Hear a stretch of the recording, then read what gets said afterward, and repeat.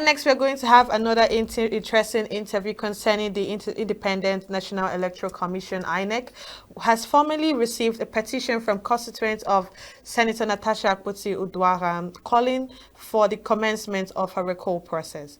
The Secretary to the Commission, Rose Oriaran Anthony, received the petition, which was submitted at Inec's headquarters in Abuja. Natasha, who represents Kogi Central in the Senate, is currently on suspension for allegedly flouting the Senate rules. According to the petitioners, over 250,000 constituents signed the petition out of about 480,000 registered voters in the senatorial district. The petition is titled Constituent Petition for the Recall of Senator Natasha'S Udwagan on grounds of loss of confidence. So we're going to be having this interesting discourse with Mr. Henry Oyemade, who is also a political analyst, and we're just going to be reviewing what INEC receives, what INEC perceives about this petition for the recall of Senator Natasha from Nigerian Senate. And right here over call we have Mr. Hello, can you hear me? Are you there? I'm here. I can hear you. Can you hear me? Good evening. Good to be here. Good evening and welcome. Okay. There's a petition that's has gone out on behalf of Senator Natasha'S recall. What do you have to say about this? Okay, so this is very interesting. Thank you for having me. This, the country we're in, right? If you ask me what I make of this, I'm an analyst, and what I analyze here may not be the views of some other analysts. But this is just me as a Nigerian, as someone who is also very interested in our political, surrounding, our terrain, our atmosphere, what is happening in the country. Now, the recall of Senator Natasha, if you ask me, listen, is sponsored, okay? It's sponsored. Ask me who is doing this. I'm a Nigerian, I'm very vocal. I've been in this country long enough to understand what is happening. I mean, she is a PDP person, and of course the person who is the governor of the state is APC. So you can see that there is a vested interest here. All they're doing is trying to silence her. They're trying to ensure that she does not, come back strong again. She's already gathering support, with what she's doing, all the moves that she's making. She's gathering support. So this box her, to silence her, to make sure that she does not rise or she does not come out of this strong. That's what they're trying to do. So the calling her is not just happening. It's sponsored by the opposition. I mean, but regardless of that, she still has the support of her constituency. So Nigeria.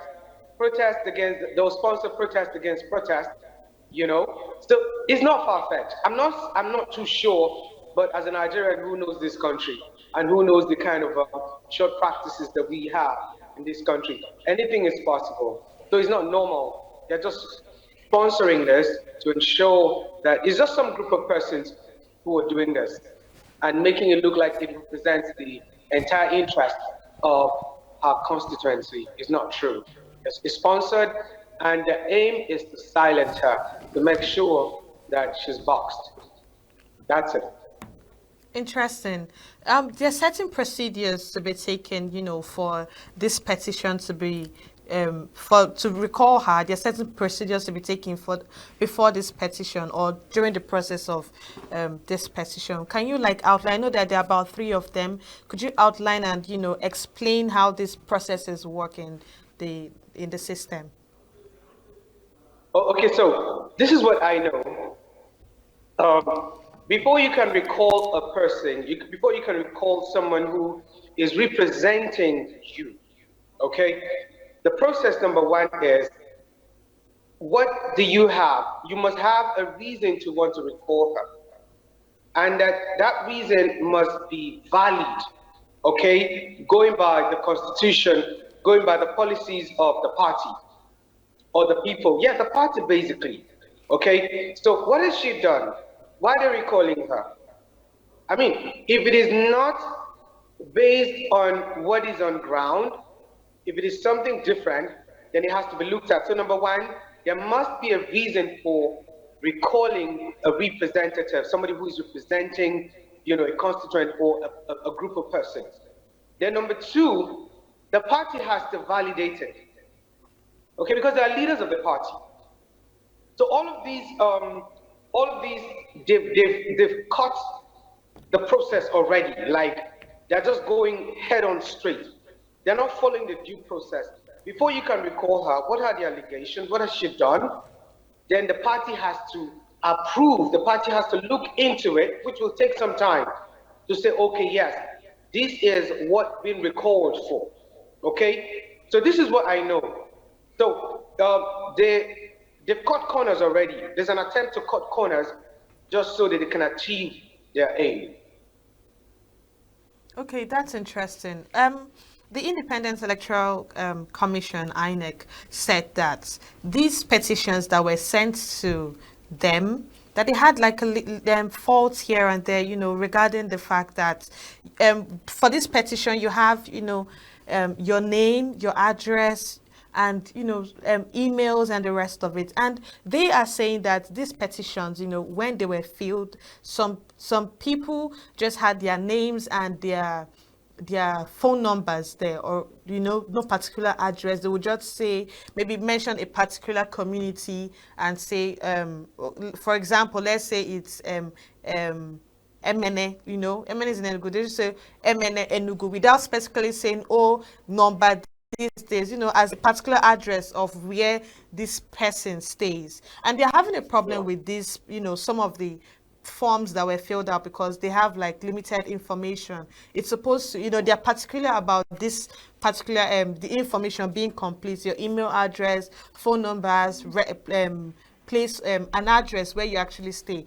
But rather than having a described address, they have just the name of the community and the local government or something like that. And they are really refusing this particular, they're about it, not clearly, not really stated, but they're saying they can't accept things like this. And that for this petition to pull through, you need about half of the people that voted this particular not senator into power. So what do you think about this particular process? I mean, if they didn't take the due process for calling her back, why now does it make sense to them to want to take due processes in receiving this particular petition?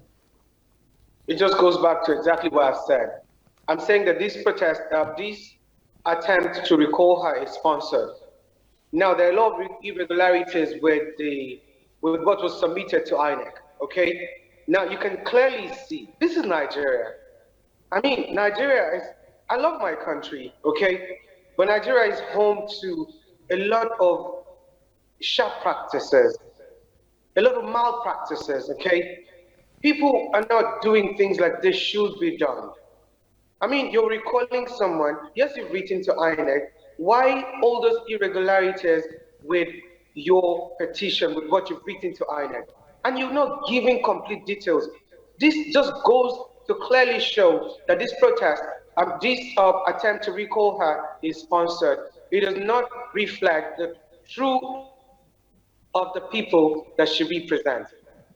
So there's nothing, INEC is in the corner right now because it's a process. You've written to INEC has to validate it before they can take action. And you mentioned that they would need like half of the persons who voted him into power. Now, it's not exactly like half of the persons, okay? Now, of course, leaders of the party, okay? And then there are people who are responsible for such.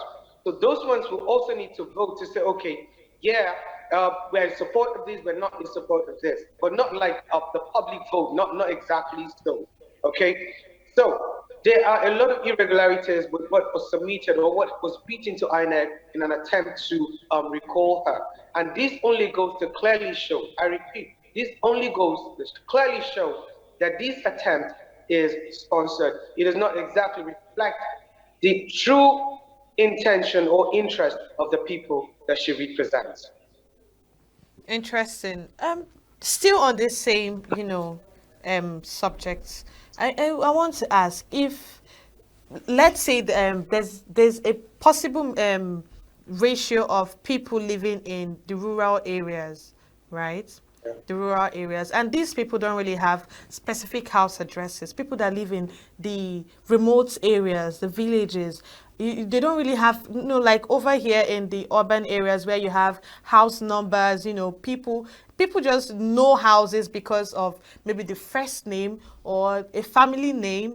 That's how they can identify themselves. So how would you think, this particular information would have been filled properly by these same people that had voted her into power? Listen, Nigeria is a developing nation. I mean, you know how our villages are these days. Our villages have upgraded. They're now like cities. I mean, you hardly find a village, even the most remote village in Nigeria. It's not possible that you are in that kind of village in Nigeria. Nigeria is growing so fast. Development is reaching everywhere. So our villages have grown to a point where yes, there are streets, there are specific addresses to homes, to streets, to communities. So I don't agree with that. And this is Kogi that was saying, and it's Kogi Central for that matter. I mean, it's not even a very remote village in Kogi. So there are house addresses, there are locations, specific locations, there are addresses. So it's very intentional. Their act is intentional, just so that they can cut corners. I don't agree that there's a possibility of lack of proper address because it's a rural area. No, our rural areas are fast becoming urban areas. I mean, there's development everywhere now, and this is Kogi. This is not like one place in a core north. So I don't agree with that. This is a calculated attempt, ma'am. Believe me when I say this. Okay, because of this particular situation, do you think that, they would grant this process to repeat again in order to get proper details from these same people that signed this petition for her? Do you feel INEC would, grant, give another chance for this same process to take place in order to get, a proper details from these same people and to aid with the smooth run of this particular petition to call her back?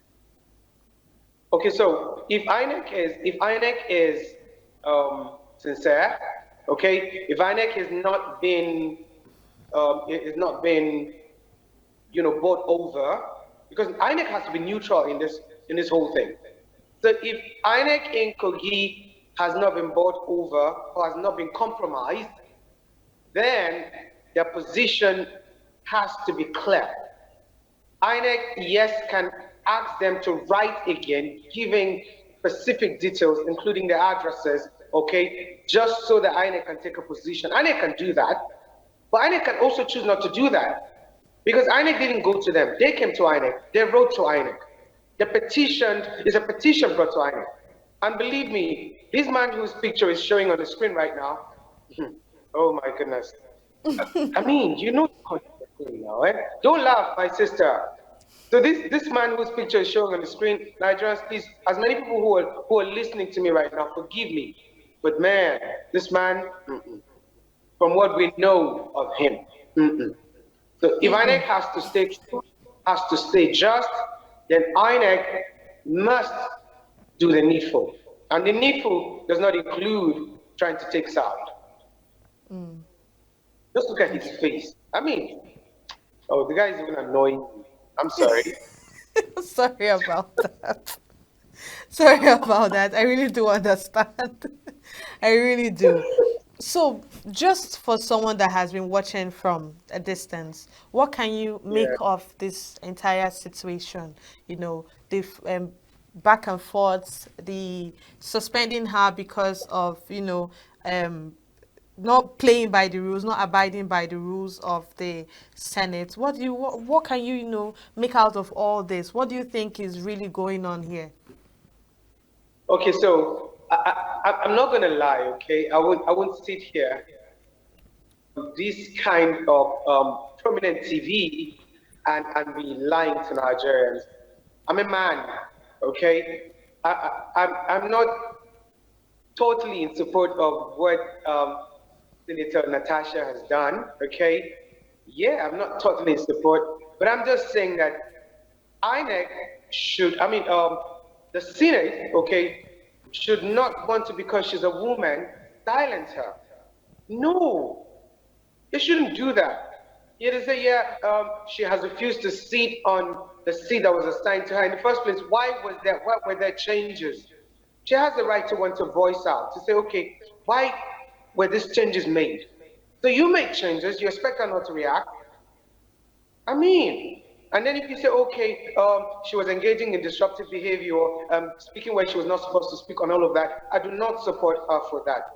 I'm not saying she did well for that, but again, she has equal right as every other senator. So this is what I make of this whole thing, okay? That she's a woman doesn't mean that she should be silenced. That she's a woman doesn't mean that she does not have a voice. I mean, what if you were a man that did what she did?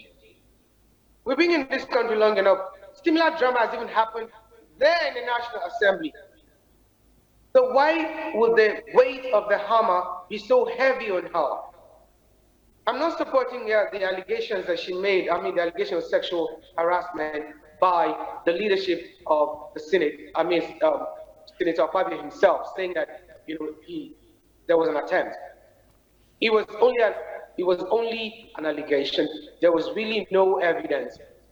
So I don't support her for that, but I'm saying that, please, because she's a woman doesn't mean that she should be silenced. She should be treated fairly as well. I mean, for crying out loud, we need women. They will develop this country. I'm sorry I'm a man, but I'm men. You know what's happening to us right now. Some of us cannot even think straight, yet we're occupying political offices, positions of trust. Come on. Let this woman breathe. Be fair. Be just. Don't mix things up. That's what I'm trying to say. Nigeria we shouldn't push women to the background. They're not just meant for the kitchen. I'm a man, but it doesn't mean that we should allow this, this thing about gender bias. No, I don't like that. So please, let's be true. The National Assembly should be true. Be just, be fair. Don't try to box her, don't try to silence her, because she has to speak she has to demand for her rights. Don't do that. Okay, Thank Mr. you. Henry. Just in case, this particular petition doesn't pull through as people hope that it does, what do you think is going to be the fate of Senator Natasha? Senator Natasha is seriously gaining support, overwhelming support. Senator Natasha has, you know what she's doing right now? She is, of course, she's challenged the suspension already. Okay, she's challenging it in a court of competent jurisdiction. Before the suspension, Inec, the Senate was told to, not to go on with this. They were told to, there's a restraining order, okay, on the Committee of Ethics and Privileges from taking further action. Why was the action taken? So, if this doesn't pull through, which I know won't pull through, this petition will not pull through. It won't. They will not recall her. It will not pull through. And because it will not pull through, Natasha will come back strong, and then she will have her voice, and the women will be treated equally as they're supposed to. That's what I see coming. Interesting. Thank you so much for your insight on this particular subject. It was really insightful, and we hope that, things go very well for Senator Natasha, because I can't imagine what she's really going through right now. Having the entire nation and every other, it's not just a Nigeria thing. She took it to the UN. So having so many people look into this matter, just waiting for the verdict that comes at the end of the day, and everybody's just disappointed. We really do not want that kind of name attached to Nigeria. Thank you so much for this insightful discussion. And we hope that if there's any further development on this, we'll, talk to you, reach out to you to give us your own parts, your own point of view from this particular discussion. Thank you so much, Mr. Henry.